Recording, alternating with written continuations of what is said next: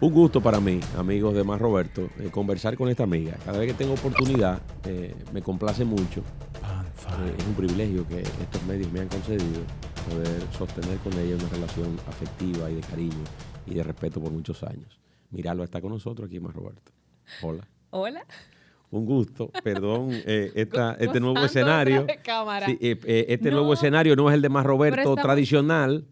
está bien, es una versión refrescante, más Sí, íntima, exacto. Es más, buscar, como dicen los gringos, cozy. sí, es buscar la manera, Miralba, de tener presencia y de mantener este contacto con la gente, a pesar de las nuevas responsabilidades que hemos asumido. El hecho de que la gente pueda prender la televisión o ir al canal de YouTube o encontrarse un fragmento de estas conversaciones en las redes sociales, creo que es importante y un ejercicio que debemos mantener. Sí, yo estoy de acuerdo. Está bien, y tú sabes que tú no puedes dejar tu negocio fuente. Sí. Lo tuyo es la televisión y los Claro, medios. claro, Yo claro. no sé a qué hora tú vas a hacer película, Bueno, ahí yo tengo un tema con eso, tenemos que ¿verdad? acelerarlo. Sí, sí. Ahí está Pero, Melissa, tengo que acelerar eso. Melissa, Sí, además. sí, claro, tiene que Oh, Dios hacerlo, mío, tiene que hacerlo. ok. Mira, Alba, quiero iniciar esta conversación hablando un poco de medios. Todo el tema de la tecnología ha transformado la manera de comunicarnos. Esos canales tradicionales de reproducción de contenido se han masificado. ¿Cómo has logrado tú hacer esa reinvención de esa muchacha joven, oriunda de La Vega, que en algún momento estuvo en la televisión tradicional, y que hoy, bueno, se adapta a estas realidades que la tecnología impone? ¿Cómo ha ocurrido contigo? Mira, yo pienso que la televisión siempre va a ser un medio al que yo le deba mucha gratitud. Porque sin dudas, si hoy día soy reconocida en las redes sociales, en medios digitales, es porque fui en su momento una figura que se estableció a través del impacto de la televisión. Absoluto. Pero yo creo que en mí se da como muy orgánico. Tú sabes que mi primera carrera fue la informática. Yo soy analista y programadora de sistemas. A mí siempre la tecnología ¿Te gustó? me gustó, exacto. Entonces, cuando empezaron las redes sociales, yo enseguida me enrolé porque me di cuenta que era como una manera muy directa de contactar con la gente. Si bien la radio te da esa oportunidad cuando Sí. tú abres una línea, la televisión no. La televisión es unilateral. O sea, tú tienes un monólogo, la gente no te puede Claro, decir. perdón que te interrumpa. En el caso de la radio, Ujú. ustedes han utilizado el mismo recurso que la propia pandemia produjo. Y te veo con Roberto haciendo las entrevistas. Por ejemplo, hoy vi un corte, en la semana, perdón, vi un Sí. corte con el doctor Pedro Ureña. Así Y es. entonces suben ese corte Ujú. y vemos a Pedro en su consultorio. Exacto. Tú estás en un lugar, Roberto está en Correcto. otro, y ustedes generan la conversación con, evidentemente, con una presencia de la tecnología Exacto. fundamental. Así es, la pandemia nos hizo migrar al espacio virtual y empezamos a trabajar de manera remota. Nos hemos mantenido así. Es más complicado porque Sí. hay que tener unas condiciones técnicas Técnica en cada lugar que donde no ustedes están. siempre, o Sí. del invitado, que no Sí. siempre se logran, pero nos dan la ventaja de que podemos estar más presentes desde cualquier parte y tener invitados de todas partes del Y mundo. que no sea una justificación del hecho de que no puedo llegar al estudio, no puedo llegar a la cabina. Exactamente, porque de hecho yo incluso hay ocasiones en que he entrado al programa de radio desde mi vehículo, en carretera. O me detengo en carretera y digo, aquí hay buena señal, vamos a entrar. Porque es más fácil. Pero nos da muchísimos beneficios. El doctor, por ejemplo, no tiene que desplazarse Claro. a un lugar. Lógico. Y hay gente que siempre está muy ocupada. Y eso le da la oportunidad de dedicarnos 10, 15, 20 minutos desde el lugar donde están. Obviamente nosotros les damos unos lineamientos de iluminación, de encuadre y todo Sí. eso para que tenga técnicamente lo indispensable. Mira, Alba, de ese primer tiempo en la televisión y tu presencia por muchos años en la plataforma de Telemicro, una gran plataforma de medios de comunicación, tanto de televisión como de radio, esa experiencia, ¿qué sacas de provechosa de esa experiencia y qué episodio quizás desafortunado pudiste vivir y que puedes hoy recordarlo tantos años después? Mira, yo te diría que mi paso por Telemicro, yo tendría que decir que el 90% fue positivo. Sí. Lo negativo son cosas como que uno siempre se encuentra en lugares de trabajo. Gente que quizás no se adapta a tu forma o no le gusta tu forma o no le gustas tú, sencillamente. En mi caso, gracias a Dios, eso no me pasó con las cabezas de la empresa. Y cuando digo las cabezas es porque no solamente el señor Gómez Díaz, está también una Josefina Adames, que es una institución ahí adentro de quien siempre tuve un trato excelente y mucho cariño todavía al sol de hoy. Igual con los hijos de Gómez Díaz, Rafael, Yogi y Belice, Ariadne, o sea, me llevé siempre muy bien con ellos. ¿Cuál es la relación actual con Gómez Díaz? ¿Lo ven en Muy algún buena. momento? ¿Hay muchos afectos? Sí, ¿Hay muchas sí, cosas? sí. Donde quiera que nos vemos, nos saludamos con mucho cariño. Afecto. Sí. Recuerdo que la última vez lo vi en el evento de la presentación del primer hotel en Pedernales. Okay. Y él estaba ahí. Y se acercó a mí, yo también iba acercándome a él, nos dimos un abrazo, no sé qué, hablamos del proyecto, él me preguntó, ¿qué tú estás haciendo? Y yo, señor Gómez, yo estoy haciendo radio y estoy haciendo redes. Y entonces él me dice, él como que eso de las redes todavía. No lo comprende. Y me dice que, pero ahí está la esposa mía también con una cosa de unas redes, yo no entiendo qué es lo que es eso de las redes. porque sí, o sea, es otro medio y quizá él no lo decodifica igual, sí, pero claro. Yo guardo recuerdos extraordinarios de Telemicro. Fue una empresa, y lo digo siempre, que me permitió crecer en muchísimas direcciones del negocio, porque tú que estás también desde muy joven y conoces todas las aristas, sabes que lo último que los comunicadores hacemos es sentarnos frente a un micrófono. Sí. Antes de ahí hay una cantidad de procesos. Absoluto. Y Telemicro me permitió conocerlos, experimentarlos, vivirlos, trabajarlos, y eso no tiene precio.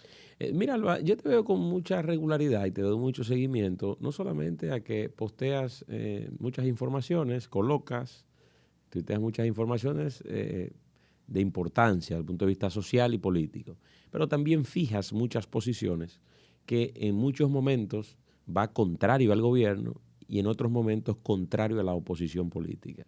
¿Qué te va generando eso en el camino? Que tú no eres complaciente con nadie, que tú no acabas a todo el mundo, pero tampoco alabas a todo el mundo. O sea que tú estás, es imparcial con todos. Entonces, de una u otra manera, ¿cómo tú manejas eso para verte y proyectarte como una mujer en equilibrio en materia social y política? El equilibrio hay gente que nunca lo va a concebir. No, porque hay gente que si yo, por ejemplo, pudiera criticar, y es algo que critico, por ejemplo, de este gobierno, deporte no se siente. Y yo soy una persona que toda mi vida ha promovido el deporte como una forma de cambiar la sociedad. Tú atacas eso al gobierno. Y cuando atacas eso, entonces... De deporte como que yo no sé si vive aquí o no. Qué barbaridad. Pero, por ejemplo, te puedo decir que hay otros directores, ministros que hacen una labor extraordinaria. Entonces, si tú hablas en contra del deporte, tú estás en contra del gobierno. Y si hablas en favor de un director o de un ministro, tú estás en favor del gobierno. Entonces, cuando te escriben ahí, ¿cómo tú manejas eso?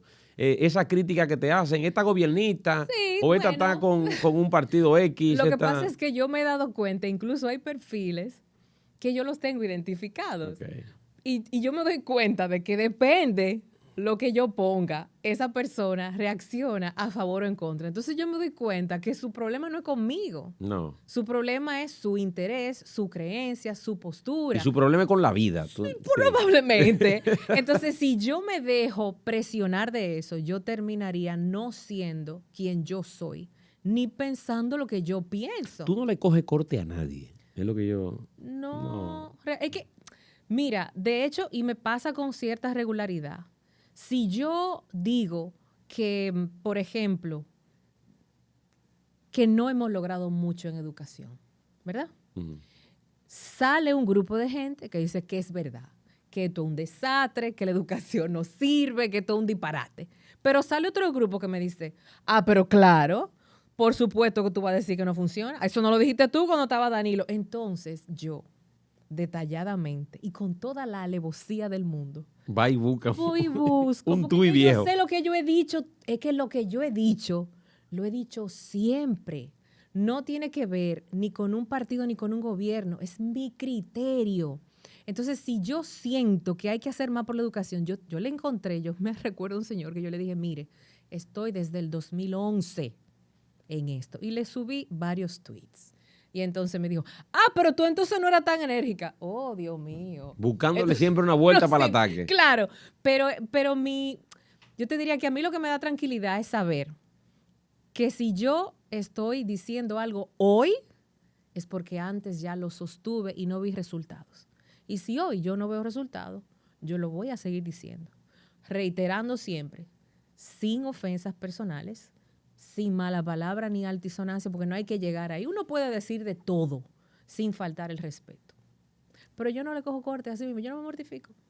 Mira, Alba, si tuviéramos que hablar sobre fenómenos políticos internacionales, está en este momento, evidentemente, el presidente de El Salvador, al que se le dedican muchos editoriales, muchos artículos, sí, muchos comentarios, realmente, muchos tweets y demás. ¿Qué opinión tiene sobre este tipo de personaje que genera la controversia de ser amado por unos, rechazado por otros?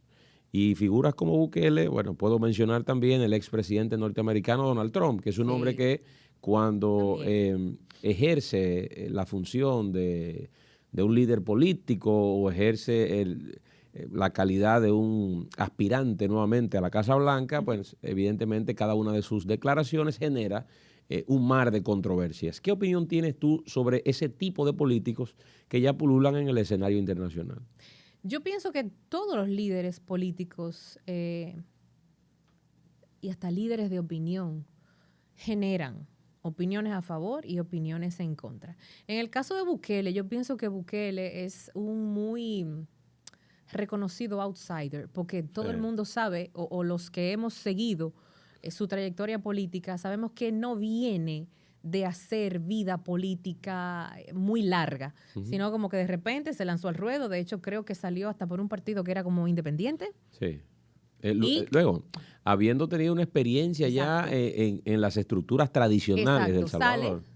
Sale y de repente gana la presidencia.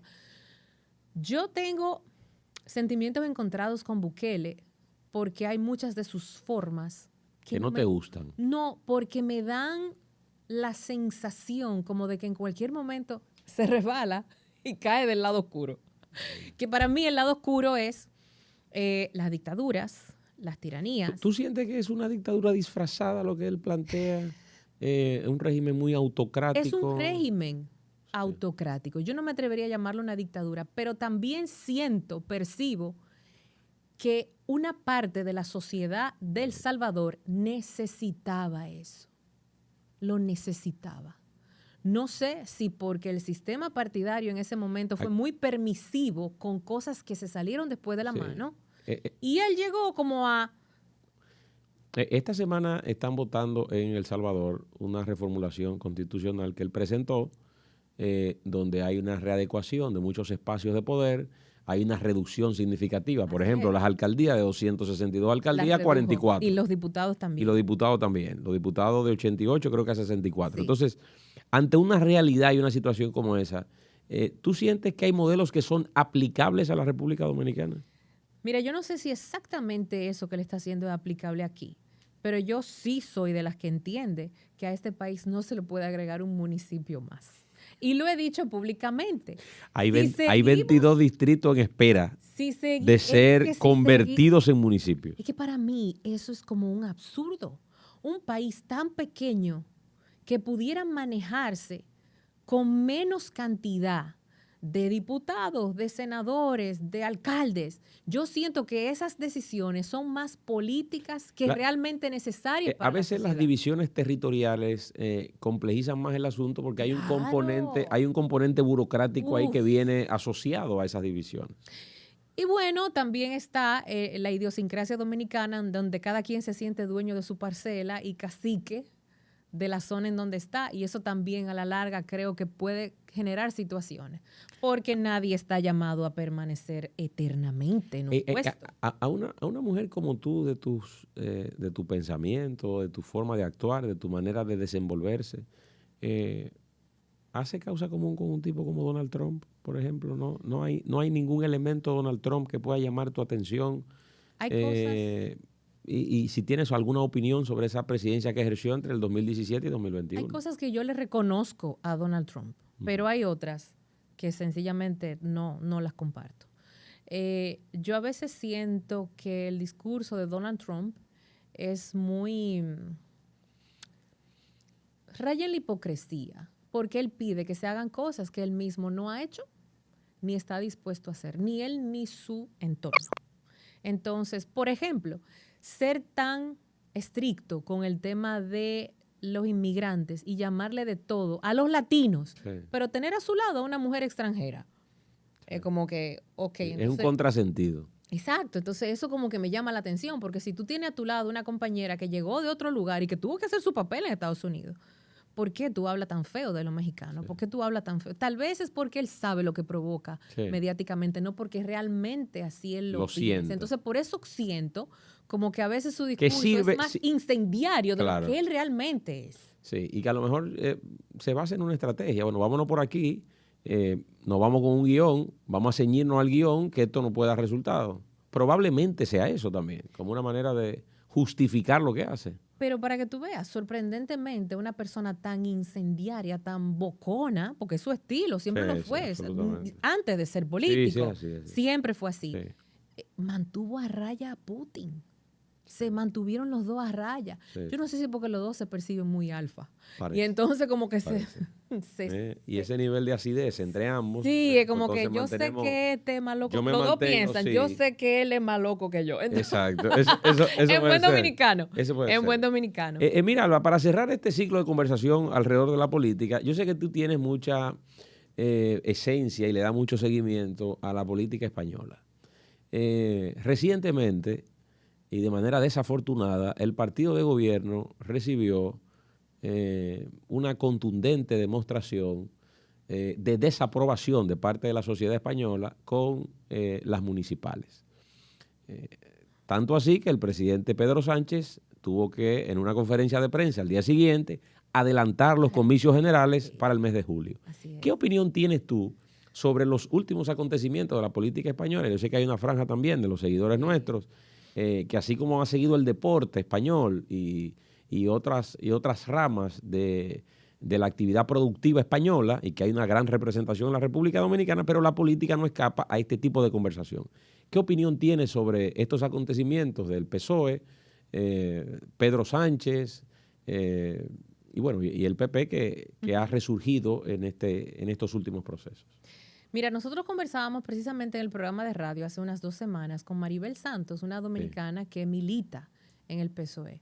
De hecho, creo que ha sido candidata por la Diputación Ultramar y también ha llevado vida política. Y ella decía, y estoy de acuerdo con ella, que la lectura es que hay cosas en las que el PSOE se ha ido al extremo dentro de su ideología y que ha hecho que la sociedad de repente quiera frenar. Y yo creo que sí, que hay cosas. Se ha desnaturalizado de lo que conocía la sociedad española, por ejemplo, en los gobiernos de Felipe González, por decir, en una época donde la gente sentía un nivel de prosperidad y de estabilidad, Claro. Reconocido como uno de los más extraordinarios presidentes en los últimos 40 años socialista. de vida democrática de España, pero de tendencia socialista. Pero es que ese socialismo no tiene nada que ver con lo que se plantea. En lo hoy día. absoluto, por eso te digo. Exacto. Entonces, tal vez ella se refería, y ella mencionó cosas, incluso habló de la ley trans, Sí. que ellos entendían que quizá la sociedad iba para allá y de repente se dan cuenta que no tanto así.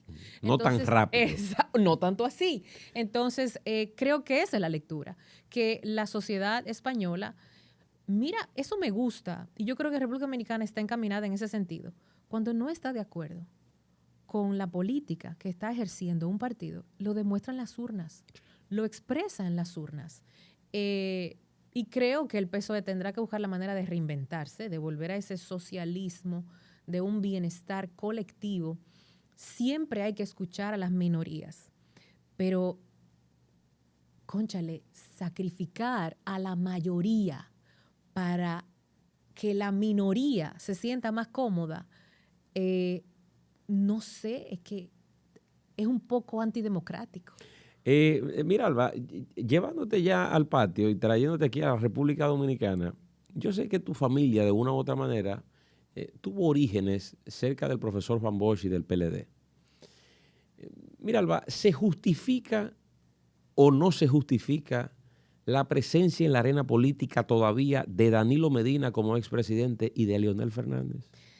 Desde mi perspectiva, el expresidente Danilo Medina está en una posición que creo que todavía puede aportar si lo sabe hacer desde la democracia. Que él sea presidente del PLD, habiendo sido una figura presidencial, no le veo no me causa ningún ruido.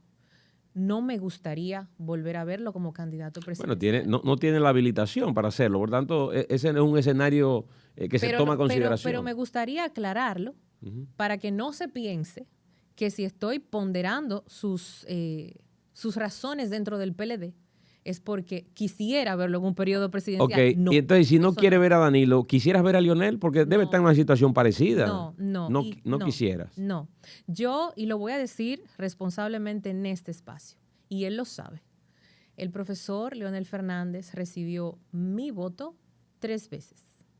En 3 ocasiones percibí que era la mejor opción para nuestro país. Hizo muy buenos gobiernos. Económicamente impulsó a la República Dominicana, impulsó la institucionalidad, la modernización del Estado. Pero yo siento que en los últimos años de su ejercicio político, el profesor Leonel Fernández se quiere parecer al doctor Balaguer y eso me aterra, porque Balaguer es la antítesis de Juan Bosch. Y que uno de los mayores discípulos de Bosch quiera perpetuarse en el poder al más puro estilo de Balaguer, eso me crea cortocircuitos mentales. ¿Tú sientes que él no tiene ninguna justificación para explicarle a la gente? No, realmente no. Y decirle, yo quiero volver por esto. No hay una justificación. No, entiendo que no. Que valga la pena. No, realmente de mi parte no la veo, no la entiendo, no la asimilo. O sea, para mí lo que estoy viendo es la réplica de un ejercicio que el doctor Balaguer estableció y que era repelido por muchísima gente de la sociedad, incluida el PLD, que él militó siendo joven y que militó hasta hace poco tiempo. Entonces yo siento que el doctor Leonel Fernández hizo grandes aportes y puede seguir haciendo. Pero no más. Pero no desde la presidencia. Okay. No más desde la presidencia. No, porque, mira, y te doy más razones. El doctor Fernández creó uno de los proyectos más interesantes de este país, un centro de pensamiento, un centro de conocimiento como es Funglode, y le dio la oportunidad a través del conocimiento y de esa institución a una cantidad impresionante de jóvenes a prepararse, a formarse. ¿Dónde están? ¿Por qué no están a su lado?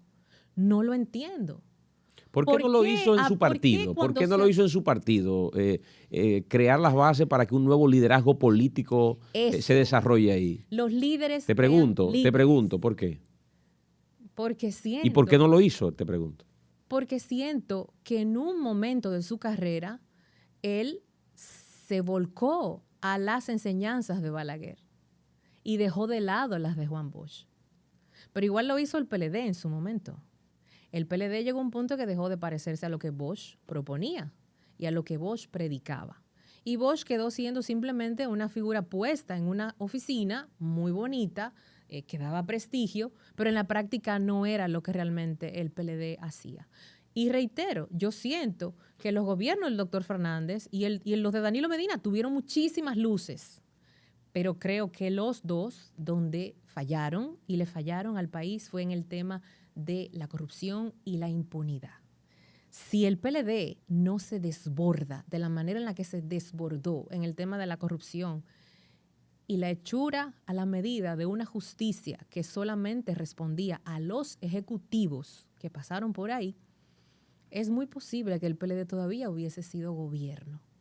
Pero era imposible, inmanejable para el pueblo seguir viendo lo que veía y viviendo lo que vivía y no reaccionar, claro, como en España. Claro, eso ha ocurrido.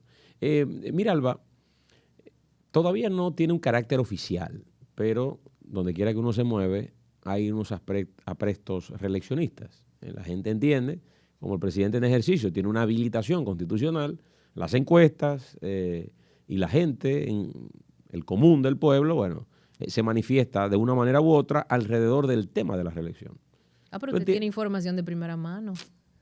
Dígalo usted aquí. No. El presidente se va a reelegir. No. Bueno, él ha dicho que tiene hasta el 17 de agosto para hacerlo. Para decidir. Debe estar en una fase, estimo yo, en una fase de reflexión alrededor del tema. Okay. Ahora, mi pregunta a ti, como ciudadana, las condiciones estarían servidas para un nuevo periodo del presidente Luis Abinader y completar, como han tenido otros, la oportunidad de 2 periodos consecutivos?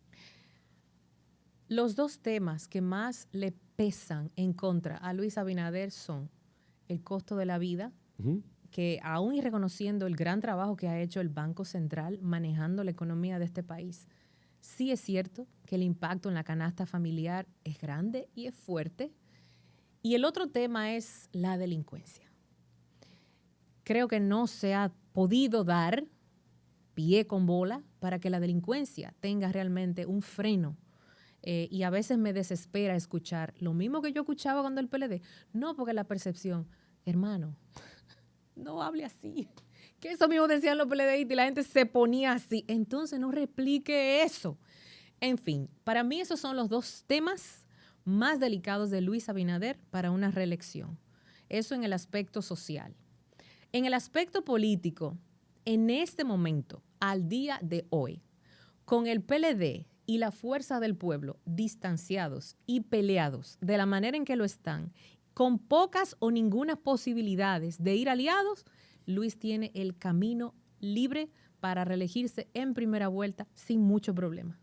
Porque no es lo mismo tener un 100 que 3 de 30. No es igual. Es el mismo 100, pero no tocan igual. Pero no tocan igual. Entonces el PLD y la FP no van a llegar si no se alían. Porque ninguno de los 2 tiene los números para ir solo a enfrentar a Luis Abinader. No los tienen. Mira, Alba, yo quiero en esta parte final de la conversación quedarme en aspectos ya familiares y mucho más personales. Hemos hablado un poco de comunicación, un poco de política. Y en efecto, poder tener este espacio para temas de carácter personal. ¿Tú te imaginas siendo abuela? Mira, Alba, ¿has pensado en eso? Tú viéndote como un nieto. No lo has pensado. No, Aitor y tú no se imaginan de abuelos. No, porque Mara como que no está en esa fase todavía. Pero tú no te has imaginado en un momento determinado cómo yo sería siendo abuela. O sea, y viendo a otras abuelas jóvenes, ¿no te ha pasado por la mente? Mira, para mí lo más sorprendente de las abuelas me ha pasado con la experiencia de ver a mi mamá. Mi mamá siempre ha sido una mujer muy estricta, muy disciplinada, profesora de escuela pública, 2 tandas, o sea, ella era la que me paraba frente a un espejo, vamos a vocalizar para que pronuncies bien, o sea, yo con 8, 9, 10, eso era una... Qué bien. Tú sabes. Y de repente mis hijas se van a su casa y yo llamo a las 10 de la noche, ¿están despiertas? Un desorden. Un ahí. desorden. Lo que nunca ocurrió contigo. Tú dices, ¿y qué fue? Y le pregunto, ¿comió bien? Bueno, sí, ella más o menos picó algo en la cena. Porque, ¿y qué tú le diste? No, lo que pasa es que merendaron tal galleta, para no decir la marca. Y yo le digo, ¿cómo es posible que tú le des eso de merienda? Y ella se ríe y dice, es que ella quería. Digo, pero ella se va a querer comer la fábrica. Y se lo digo y le digo, no, pero esa no eres tú. Una apoyadora. No, esa no eres tú. Es que tú jamás fuiste así. ¿Qué es lo que te ha pasado? Y se ríe. Una apoyadora. Una apoyadora. Eso es lo que ha desencadenado en eso. Es impresionante. Mira, Alba, ¿qué usualmente haces cuando no tienes la responsabilidad de frente? Cuando no tienes que trabajar, cuando no tienes que hacer una maestría, cuando no hay que subir un post, cuando no hay que reunirse con una marca, quizás estás de fin de semana o un día laboral, pero que es algo distendido. ¿Qué haces? ¿Qué haces contigo? ¿Qué haces con tu vida? Mira, me gusta ir mucho a lugares donde hay naturaleza, mar, montaña.